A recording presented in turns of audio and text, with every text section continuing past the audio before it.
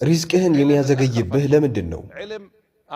ዕውቀት ያልከፈተልህ፣ ትዳር የቆየብህ፣ ሥራህን ያጣህበት፣ አፍህ ላይ ያለ ጉርሻ የጠፋበት ምክንያት ምንድን ነው? ለምን ዘገየ?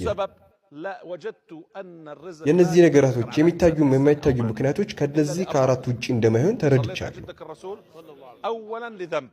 አንደኛ ወንጀል። ዛሬ ሌሊት ከወንጀሎች ተውበት እናድርግ። አላህ ሲሳይን የሚነጥቁ፣ ጸጋዎችን የሚከለክሉ፣ ጸጸትን የሚያወርሱ፣ በሽታን የሚያመጡ እንዲሁም ህመምን የሚያራዝሙ ወንጀሎችን ያስወግድልን። አላህ ለሚያውቅብን ወንጀሎቻችን አላህ እንደሚወደው ወደ እርሱ ተመልሰናል።